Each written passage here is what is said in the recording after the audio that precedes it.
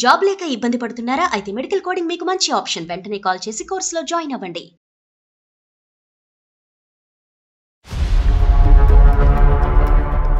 నేను పెళ్లి చేసుకుని వెళ్ళిపోతే నా చెల్లెళ్ళు తమ్ముడు ఏమైపోతారో అని నేను చేసుకోలేదు.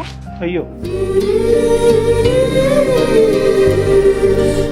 అమ్మ ఉన్నంత వరకు నాకు ఎప్పుడు నేను ఒంటరిగా ఉన్న ఫీలింగ్ రాలేదు సార్. నేను చనిపోతే నన్ను అనాథం లాగా పడేస్తారేమో, నన్ను చూడడానికి చివరి చూపు కూడా రారేమో అనిపిస్తుంది సార్.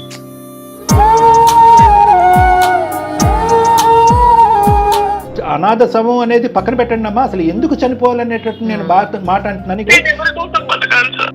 ఏం చెప్పాలి సార్ అసలు? నా చెల్లెల దగ్గరికి వెళ్తే వాళ్ళ హస్బెండ్స్ కూడా నన్ను అదొకలాగా చూస్తారు సార్. ఒంటరి ఆడది అంటే ఎలా ఉంటుందో మీకు తెలుసు. దారుణం అంటే దౌర్భాగ్యం అమ్మా.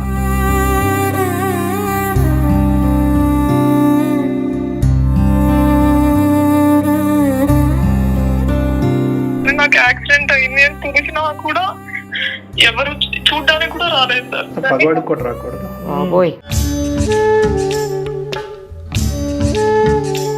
ఫోన్ కాల్ కూడా లేదు సార్. మళ్ళీ మనుషులా లేకపోతే ఏంది సార్?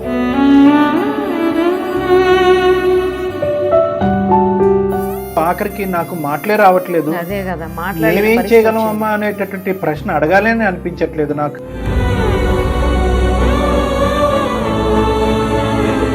చిన్న వయసులో తండ్రి ప్రేమకు దూరం అయ్యా. తర్వాత తల్లి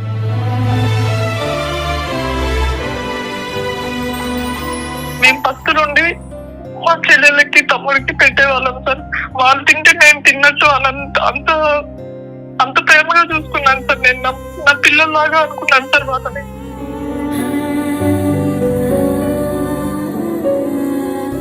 మాకు ఫోన్ చేయటం అనేటటువంటిది మా యొక్క వేదికకి ఒక కొత్త మలుపు. మీతో మాట్లాడుతుంటే నాకు నా తోడబుట్టిన వాళ్ళతో మాట్లాడినట్టు అనిపిస్తుంది. నాకు అసలు ఏడు బాగట్లేదు సార్. బ్రతికించేసాను అందరినీ, నేనెందుకు బ్రతకాలి అని మీరు అంటున్నారు. తప్పు మాట అది. ఇంకెంతకు మించి స్వార్థం ఎక్కడన్నా ఎగ్జాంపుల్ చూపెట్టండి మనుషుల మధ్యన అంటే చూపెట్టేది.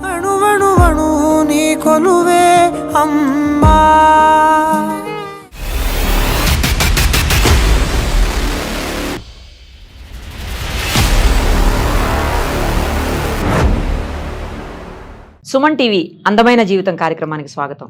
ప్రస్తుతం మనతో పాటున్నారు ప్రముఖ సైకియాట్రిస్ట్ డాక్టర్ కళ్యాణ్ చక్రవర్తి గారు. డాక్టర్ గారు నమస్తే అండి.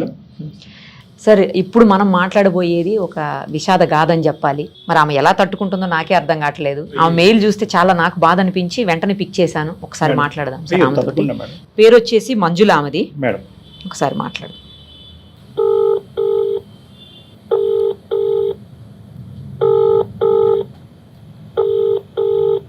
హలో అమ్మ, మంజుల గారా?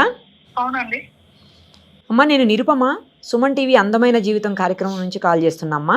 Thank you madam. అదే మీ మెయిల్ చూశానమ్మా, అందుకే మీ మెయిల్ ఇంపార్టెంట్ అనిపించింది నాకు. ఇమ్మీడియట్గా మీతో మాట్లాడాలి, మీకు ఏదన్నా సొల్యూషన్ తీసుకురావాలి, డాక్టర్ గారు అయితే కరెక్ట్గా మాట్లాడతారు చెప్తారని చెప్పి మీకు కాల్ చేశానమ్మా. నేను మీ ప్రాబ్లం ఏంటి? ఓకే అమ్మా, మీ ప్రాబ్లం ఏంటో చెబితే. లేదమ్మా, అన్ని మెయిల్స్ చూస్తామమ్మా మేము. డాక్టర్ గారితో మాట్లాడండి ఒకసారి. నమస్తే సార్. నమస్తే తల్లి. సార్, నా పేరు మంజుల సార్.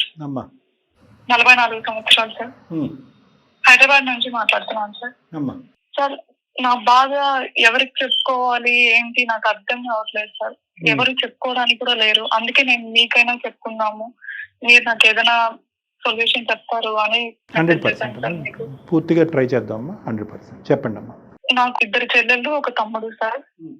నాకు చాలా పెయిన్ ఉంది సార్. ఎవరికి చెప్పుకోవాలో అర్థం కావట్లేదు సార్. అందరూ ఉన్న ఒంటరిదాన్ని అయిపోయాను సార్ నేను.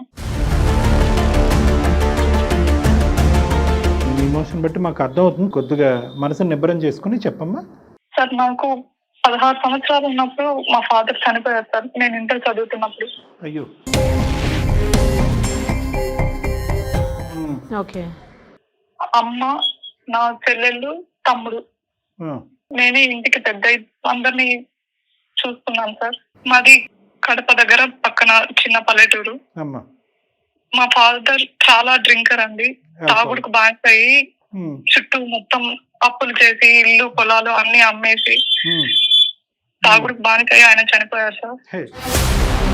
అంత చిన్న ఏజ్ లో తండ్రి ప్రేమకు దూరం అయ్యి ఇంటి బాధ్యత నేనే తీసుకున్నాను సార్. కరెక్ట్. ఇంకా అక్కడ ఉండలేక మా నాన్న చనిపోయిన తర్వాత హైదరాబాద్ కి వచ్చేసాం సార్ అందరం. ఇక్కడ చిన్న చిన్న పనులు ఏదో చేసుకుంటూ చెల్లెళ్ళని తమ్ముడిని చదివించాం సార్. మీరు చదువుకున్నారా? మీరు చదువు ఆపేశారమ్మా ఆ టైంలో? నేను ఇంటర్ వరకే చదువుకున్నాను సార్, తర్వాత ఆపేశాను సార్. ఆపేశారు. నాన్నగారు చనిపోవడంతో మీరు చదువు ఆపేశారు, మీరు పనులు చేసుకుంటూ వీళ్ళని చదివించారు. నాకు చదువుకోవాలని ఉండేది సార్, కానీ నేను చదువుకుంటే చదివించడానికి డబ్బులు మా స్తోమత సరిపోదు కాబట్టి మేము తర్వాత ఆపేశాను సార్. నేను అర్థమైందమ్మా. ఇక్కడికి హైదరాబాద్ కి వచ్చిన తర్వాత మేము ఏదో చిన్న చిన్న పనులు చేసుకుంటూ అమ్మ నేను చెల్లెళ్ళని తమ్ముడిని చదివించాం సార్. చెల్లెళ్ళకి మాకున్నంతలో పెట్టి చెల్లెళ్ళకి పెళ్లి చేసేసాను సార్. తమ్ముడు కూడా బాగా చదివించాను సార్. చెల్లెళ్ళని ఇంటర్ వరకు చదివించాను, తర్వాత పెళ్లి చేసేసాము. తర్వాత తమ్ముడికి జాబ్ వచ్చింది సార్, బీటెక్ చదివాడు. వాడు ఇప్పుడు మ్యారేజ్ చేసుకుని పిల్ల పాపలతో అందరూ సంతోషంగా ఉన్నారు సార్. అతని మ్యారేజ్ కూడా నువ్వు దగ్గర నుండి చేసావమ్మా? అవును సార్, నేనే చేశాను సార్. ఇప్పుడు మీ వయసు 44, మరి మీ మ్యారేజ్ అమ్మా? నేను చేసుకోలేదు సార్. చేసుకోలేదు. అయ్యో. అంటే నాకు 18 సంవత్సరాలు 20 సంవత్సరాలు అలా ఉన్నప్పటి నుంచి పెళ్లి సంబంధాలు వచ్చాయి సార్, కానీ నేను మ్యారేజ్ చేసుకోలేదు. ఎందుకంటే నేను పెళ్లి చేసుకుని వెళ్ళిపోతే నా చెల్లెళ్ళు తమ్ముడు ఏమైపోతారో అని నేను చేసుకోలేదు. అయ్యో. చాలా సంబంధాలు వచ్చేసాను, కానీ నాకు ఇష్టం లేదు అలా చెప్పేదాన్ని. అందరూ అనుకునే వాళ్ళు ఈ అమ్మాయి ఎవరినో ప్రేమిస్తుంది, ఎవరు ఉన్నారు ఈ అమ్మాయి లైఫ్ లో, అందుకే తను పెళ్లి చేసుకోవట్లేదు అలా అని. ఇంట్లో అమ్మ కూడా చాలా గొడవ చేసేది, పెళ్లి చేసుకో అని. కానీ నాకు ఎవరు లేరు అని చెప్తే ఎక్కడ మ్యారేజ్ చేసేసి పంపించేస్తారేమో, వీళ్ళందరూ ఏమైపోతారో అన్న బాధతో నేను చేసుకోలేదు సార్. లేదు, నాకు అవును నిజంగానే నా లైఫ్ లో ఎవరు ఉన్నారు, నేను ప్రేమిస్తున్నాను, తననే పెళ్లి చేసుకుంటానని అలానే చెప్పుకుంటూ ఉండేదాన్ని సార్ నేను అందరికి. అండర్స్టూడ్ అమ్మా. అమ్మా ఇప్పుడు రీసెంట్ గా అమ్మ కూడా 4 years బ్యాక్ చనిపోయింది. అమ్మగారు లేరమ్మా? ఆహా లేదు సార్, అమ్మ కూడా చనిపోయింది సార్ ఇప్పుడు. అయ్యయ్యో. ఇప్పుడు చెల్లెళ్ళు పెళ్లిళ్ళు చేసుకుని సంతోషంగా ఉన్నారు సార్. ఎవరి లైఫ్ లో వాళ్ళు ఉన్నారు సార్. నాకు నేను పెళ్లి చేసుకుంటే అమ్మ ఏమైపోతుందో అని వాళ్ళందరికీ పెళ్ళైన తర్వాత కూడా నేను చేసుకోలేదు సార్. నేను పెళ్లి చేసుకుంటే నన్ను చూసుకుంటారు కానీ నాతో పాటు అమ్మ బాధ్యత కూడా ఎవరు తీసుకోరు కదా అన్న ఉద్దేశంతో నేను పెళ్లి చేసుకోలేదు సార్. చాలా మంది చెప్పేవాళ్ళు నేను చేసుకుంటాను, నేను మీ అమ్మని చూసుకుంటానని, కానీ నాకు నమ్మకం లేదు సార్. అదేనమ్మా. అదే అంటే అమ్మది న్యాచురల్ డెత్ అమ్మా, లేదంటే అనుకోని పరిస్థితుల్లో చనిపోయారా? సడన్ గా చనిపోయారా? అమ్మకి హెల్త్ బాగాలేకుండా చనిపోయింది సార్. ఓకే. ఎక్కడ ఉంటున్నారమ్మా మీరు? మరి నేను ఒక్కటే ఉంటాను సార్. ఏం చేస్తూ ఉంటారమ్మా? ఏమైనా వర్క్ చేస్తున్నారా? నాకు రీసెంట్ గా ఒక 6 months బ్యాక్ యాక్సిడెంట్ అయింది సార్. అయ్యో, అదేంటమ్మా? యాక్సిడెంట్ అయ్యి కాలు ఫ్రాక్చర్ అయింది సార్. అంటే నాకు అమ్మ చనిపోయిన తర్వాతనే అందరి నిజ స్వరూపాలు తెలిసాయి సార్. అమ్మ ఉన్నంత వరకు నాకు ఎప్పుడు నేను ఒంటరిగా ఉన్న ఫీలింగ్ రాలేదు. అమ్మ నేను సంతోషంగా ఉండేవాళ్ళము. అదేనమ్మా. ఇప్పుడు అందరూ ఉన్న అనాథ అనిపిస్తుంది సార్ నాకు. ఇప్పుడు చెల్లెళ్ళ దగ్గరికి వెళ్ళిన వాళ్ళు నన్ను సరిగా చూడరు సార్, పట్టించుకోరు. ఒకప్పుడు వాళ్ళ కోసమే నా జీవితం అంతా సాక్రిఫైస్ చేశాను సార్. అబ్సల్యూట్లీ. మానవత్వం లేదు, కనికరం లేదమ్మా. మీ బ్రదర్ అమ్మా మరి అతను? వాడు కూడా చూసుకోడు సార్. వాళ్ళ ఇంటికి వెళ్ళిన వాళ్ళ ఆవిడ నన్ను కొంచెం చీప్ గా చూస్తుంది. ఇలా మీ ఆవిడ నన్ను అందాన్ని మాట్లాడుతుంది, ఇలా అంటుంది అలా అంటుంది అని చెప్పినా వాడు పట్టించుకోడు సార్. మా అమ్మ ఉన్నప్పుడే అమ్మని నన్ను పట్టించుకోలేదు సార్ మా తమ్ముడు. అదేలేండి, మీ ఇంట్లో వాళ్ళకి బుద్ధి లేకపోతే బయట ఉన్న వాళ్ళని ఆరోగ్యం బాగాలేదు అని చెప్పినప్పుడు కూడా వాడు పట్టించుకోలేదు. అప్పుడు కూడా రాలేదు. అమ్మ పరిస్థితి బాగాలేనప్పుడు కూడా మీ బ్రదరు సాయం చేయటం కానీ మొహం చూపెట్టడం కానీ చేయలేదు. ఎవరు పట్టించుకోలేదు. Very bad. అమ్మకు బాగాలేనప్పుడే రానప్పుడు ఇప్పుడు నన్ను వాళ్ళు చూస్తారు మాట్లాడతారు అని కూడా నమ్మకం లేదు సార్. పైగా నాకు యాక్సిడెంట్ అయింది, నేను బాగున్నప్పుడు నాది నేను చూసుకోగలను సార్. కానీ నాకు యాక్సిడెంట్ అయింది అని తెలిసినా కూడా గవర్నమెంట్ హాస్పిటల్లో ట్రీట్మెంట్ చేసుకుంటున్నప్పుడు ఎవరు చూడ్డానికి కూడా రాలేదు సార్. దారుణం అంటే దౌర్భాగ్యం అమ్మా. అదే మీ కష్టం పగవాడికి కూడా రాకూడదు. కనీసం ఒక ఫోన్ కాల్ కూడా లేదు సార్. మళ్ళీ మనుషులా లేకపోతే ఏంది సార్? స్వార్థం మేడం, ఇంత దారుణం. హైట్స్ ఆఫ్ స్వార్థం ఇంకెంతకు మించి స్వార్థం ఎక్కడన్నా ఎగ్జాంపుల్ చూపెట్టండి మనుషుల మధ్యన అంటే చూపెట్టేయచ్చు. వాళ్ళ కోసమే నా సంతోషాన్ని అన్నిటినీ వదిలేసి జీవితాన్ని అసలు నేను నా జీవితాన్ని తమ్ముడికి చెల్లెల కోసం నేను త్యాగం చేశానా, లేకపోతే నా జీవితాన్ని నేను నాశనం చేసుకున్నానా నాకు అర్థం కావట్లేదు. అంతేగా మరి. మీరు ఈ పరిస్థితి వస్తుందని మీరు కల్లో కూడా అనుకోలేదు కదమ్మా? అంటే లేదంటే కొంత ఈ నేచర్ అనేది ముందు నుంచే కొంతవరకు అర్థమైనా కూడా మీరు ఈ అంటే పెళ్లి చేసుకోకుండా త్యాగం చేసేటటువంటి ఆలోచనలో అంటే ఎక్కడో చోట అమ్మగారు ఉన్నప్పుడు కూడా మీ సిస్టర్స్ యొక్క ప్రవర్తన కానీ లేదంటే మీ తమ్ముడి యొక్క ప్రవర్తన ఎంతో కొంత ఎగ్జాంపుల్స్ మీకు దొరుకుంటాయి కదా. రేపొద్దున అమ్మ తదనంతరం నన్ను ఏకాకి చేస్తారనే భయం మీకు వచ్చి ఉంటుంది. కాదు ఆ టైంలో మమ్మీ మీతో అంటే అమ్మగారు బతికున్నప్పుడైనా మీ సిస్టర్స్ది మీ బ్రదర్ది బిహేవియర్ ఏ మాత్రం అర్థం కాలేదా మీకు అని అడుగుతున్నారు డాక్టర్ గారు. అర్థమైంది సార్. అదే అమ్మ నేను చాలా ఇంకా అనుకున్నాము, కానీ నాకు ఇలా ఒక సమస్య వచ్చినా నేను మంచాన పడి ఉండే అలాంటి పరిస్థితిలో ఉన్నా వాళ్ళు నాకు చూడరు అని అంత నేను అనుకోలేదు. ఎవరు అనుకోరమ్మా అందులో. ఏదో వాళ్ళు కోపాలు వాళ్ళ లైఫ్ లో వాళ్ళు బిజీగా ఉన్నారులే అన్నట్టు నేను అనుకున్నాను సార్. కానీ నన్ను ఇంత హీనంగా అసలు నేనంటూ ఒకదాన్ని ఉన్నాను అని కూడా వాళ్ళకు గుర్తులేదు సార్. ఇప్పుడు ఒకప్పుడు నేను రోజంతా కష్టపడితే 100 రూపాయలు సంపాదించుకునేదాన్ని సార్. అలా సంపాదించిన డబ్బుతో ఎంతో కష్టపడి వాళ్ళని చదివించి ఇప్పుడు ఈ స్థాయికి తీసుకొచ్చాను సార్. వాళ్ళ జీవితాల్లో వాళ్ళు సంతోషంగా ఉన్నారు. కానీ ఈ రోజు నేను ఒంటరిదాన్ని అయిపోయాను సార్. చిన్న వయసులో తండ్రి ప్రేమకు దూరం అయ్యాను. తర్వాత తల్లి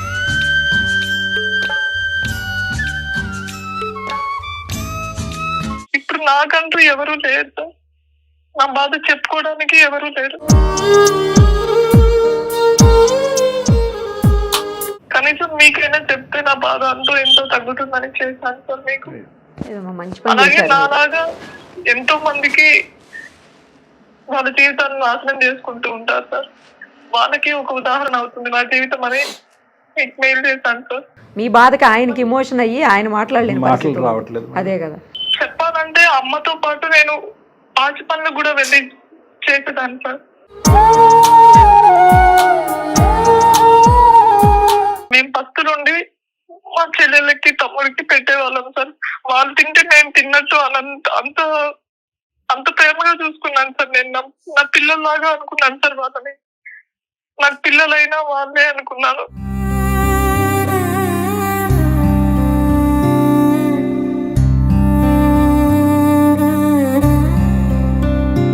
నా తమ్ముడు పిల్లలకి నేను బట్టలు కుట్టి ఇస్తే నా పిల్లలకి ఇచ్చినంత సంతోషంగా ఉండేది సార్. కానీ మా తమ్ముడు భార్య నన్ను చాలా హీనంగా చూస్తుంది సార్. నా చెల్లెల దగ్గరికి వెళ్తే వాళ్ళ హస్బెండ్స్ కూడా నన్ను అదొకలాగా చూస్తారు సార్. ఒంటరి ఆడది అంటే ఎలా ఉంటుందో మీకు తెలుసు సార్.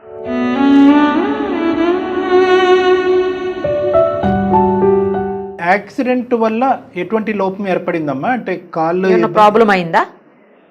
కాలు ఫ్రాక్చర్ అయింది సార్. మరి నడవగలుగుతున్నారమ్మా? సెట్ అయిందా? ఇప్పుడు కొంచెం పర్వాలేదు సార్. నేను ఈ బాధ తట్టుకోలేక ఒంటరి జీవితం అనుభవించలేక అనాథాశ్రమంలో కూడా చేరాను సార్. ప్రెసెంట్ మీరు ఆశ్రమంలో ఉన్నారమ్మా? సార్ అనాథాశ్రమంలో అక్కడ ఇంకా నాకు ఎక్కువ బాధ అనిపిస్తుంది సార్. వాళ్ళందరినీ చూసి అందరూ ఉన్న అనాథలైపోయానే అని.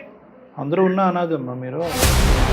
ఇప్పుడు పరిస్థితి ఏంటమ్మా? అంటే ఇప్పుడు ఆఖరికి నాకు మాటలే రావట్లేదు, మేమేం చేయగలమమ్మా అనేటటువంటి ప్రశ్న అడగాలని అనిపించట్లేదు నాకు. ఎందుకంటే ఏం చేయగలమో అనేటటువంటి తెలిస్తే ఆ ప్రశ్న నేను అడగచ్చు. నాకు బతకాలని లేదు సార్. నేను చనిపోతే నన్ను అనాథ శవం లాగా పడేస్తారేమో, అది చూడడానికి చివరి చూపు కూడా రారేమో అనిపిస్తుంది సార్.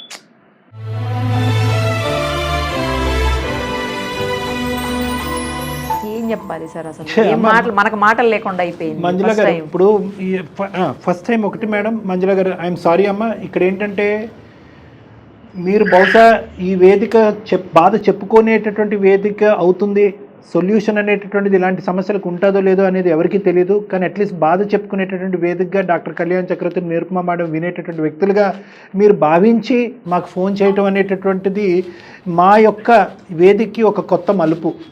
అంటే ఎన్నో ఎపిసోడ్స్ చేసాం ఇప్పటికి ఎన్నో సంవత్సరాలు బట్టి, కానీ ఏంటంటే ఈ యాంగిల్లో కూడా మేము కూడా మీ తోడుగా నిలబడి మీ బాధను అర్థం చేసుకుంటాం, ధైర్యాన్ని ఇవ్వగలుగుతాం.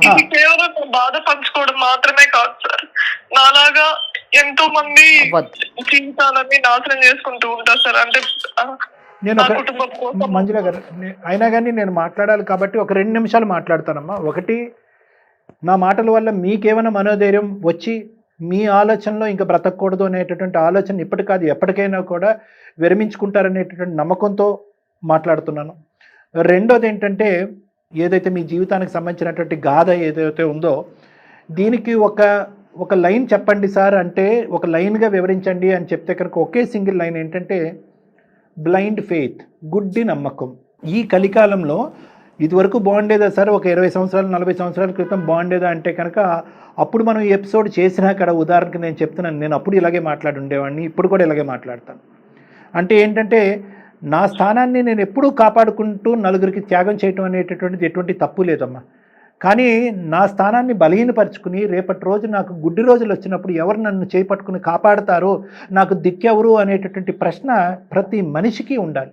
త్యాగం చేయండి, అన్ని విధాలుగా త్యాగాలు చేయండి, అన్ని విధాలుగా సహాయపడండి, కాయ కష్టం చేసుకుని కుటుంబ సభ్యులని సహాయపడండి. అంతేగాని ఎప్పటికీ కూడా రోజులు ఒకేలా ఉంటారో, నా అనేటటువంటి వాళ్ళు ఎప్పటికీ నాకు తోడుగా ఉంటారు అనేటటువంటి నమ్మకం మాత్రం ఎవరికీ ఉండకూడదని నేను చెప్తానమ్మా. ప్రేమ, ఆప్యాయతలు, బంధాలు అందరికీ ఉండాలి, ఎవరికైనా అవసరమైతే సహాయం చేయాలి, కానీ మనం కష్టపడి సాయం చేయాలి, వాళ్ళు కష్టం రాకుండా చూడాలి అని చెప్పి మనకి ఎప్పటికీ కష్టం పడకుండా ఉంటామేమో, మనం కష్టపడేటటువంటి రోజులు మనకు వచ్చినప్పుడు వీళ్ళు ముందుకు వచ్చి మనకు హెల్ప్ చేస్తారనేటటువంటి గుడ్డి నమ్మకం మాత్రం ఉండకూడదమ్మా. అంటే మీ గాథను నలుగురికి వినిపించారు, అయ్యో పాపం అని చెప్పి మీరు ఎలాగైతే కంటతడి పెట్టుకుంటున్నారో మేము బాధపడ్డాం, మేము కంటతడి పెట్టుకున్నాం, అలాగే చూసేటటువంటి ప్రేక్షకులు ఎంతోమంది కంటతడి, ఇంకొకరైనా మారుతారు, ఇంకొకరైనా ఇలా చెయ్యరు అని.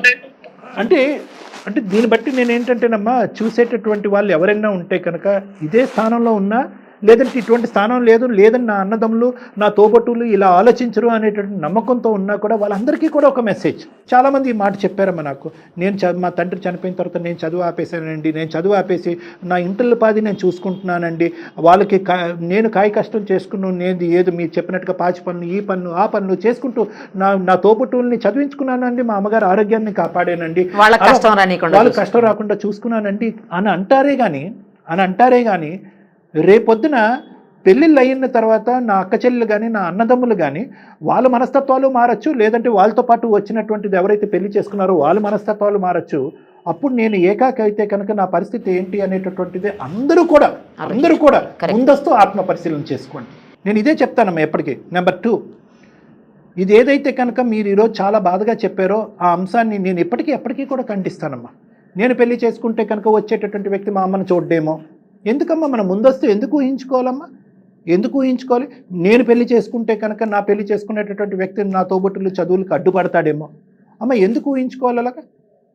ఆ విధంగా మీ అంత బ్రాడ్ మైండెడ్గా మీరు వాళ్ళ అమ్మ నాన్నని ఎంత బాగా చూసుకుంటారో అదే బ్రాడ్ అండ్ మైండెడ్గా అన్ని చోట్ల ఉండకపోవచ్చు, కానీ కొంతమంది అన్నా ఉండరా? అది ముందస్తు మనం మాట్లాడుకోలేమా? దానికి పెళ్ళే త్యాగం చేయాలా? నాకంటూ ఒక తోడు లేనటువంటి పరిస్థితిని తీసుకొచ్చుకోవాలా? సో నేనేమంటానంటే అమ్మా, ఎన్ని సమస్యలున్నా, ఎన్ని బాధ్యతలున్నా, ఎన్ని బరువులున్నా, at the end of the day పెళ్లి అనేటటువంటి బంధాన్ని ప్రతి మనిషి కాపాడుకుంటూ ముందుకెళ్లాలమ్మా. కొడుకుల కంటే అల్లుళ్ళే బాగా చూసుకుంటున్నారు. రియల్లీ ఎంత మంచి మాట చెప్పారో చూసారా నిరుపమ గారు? నా సొంత తమ్ముడు చెల్లెళ్ళే నన్ను చూసుకోవట్లేదు సార్, పట్టించుకోలేదు, ఇంకా అల్లుడు ఎలా చూసుకుంటారు సార్? వెల్ అదేనమ్మా, అదే నేను అనేది. ఉన్నారు, అలాగే ఉన్నారు, ఇప్పుడు అలాగే ఉన్నారు. సొంత వాళ్ళకంటే బయట నుంచి వచ్చిన అల్లుడే అత్తగారు మామగారిని బాగా చూసుకుంటున్నారమ్మా. ఎవరి కోసం సార్ నేను బతకాలి? ఎందుకు బతుకుతున్నానో కూడా నాకు అర్థం కావట్లేదు సార్. అమ్మ ఇప్పుడు అసలైనటువంటి జీవితం అమ్మ నిజంగా నేను ఒక నిమిషం తల్లి నేను చెప్పేటట్టు, ఎందుకంటే పదే పదే మీరు ఆ మాట అంటుంటే కనుక చాలా బాధ అనిపిస్తుంది. ఇప్పటి వరకు జీవితాన్ని అందరికీ త్యాగం చేశారు, అట్లీస్ట్ ఇప్పటికైనా మీ గురించి మీరు బ్రతకండమ్మా. నేను త్యాగం చేసుకున్నానో లేకపోతే నా జీవితాన్ని నాశనం చేసుకున్నానో అర్థం కాని సిచ్యువేషన్ లో ఉన్నాను సార్ నేను. ఎప్పటికీ అర్థం కాదమ్మా. ఆ బదులుకి ఆ ప్రశ్నకి ఎప్పటికీ సమాధానం దొరకదు. ఎందుకంటే మీరు చేతులారా చేసుకున్నారా, మీ పక్కన ఉన్న వాళ్ళు మిమ్మల్ని మోసం చేశారా, మీ స్థానం బలహీన పడుతూ అవతల వాళ్ళని బలపరిచారా, ఈ ప్రశ్నలకి బదులు ఎప్పుడు దొరకదమ్మా. డాక్టర్ కళ్యాణ్ చక్రవర్తి ఇంకో 2 గంటల పాటు మాట్లాడమంటే మాట్లాడతా, కానీ అమ్మా వద్దులే అమ్మా, నీ మీద నువ్వు నువ్వు నిజంగా నువ్వు చెప్పాలి అంటే కనుక నువ్వు దైవ కార్యక్రమం చేసావు, ఒక మానవతా హృదయంతో ముందుకెళ్ళే. దురదృష్టం ఏంటంటే ఒకే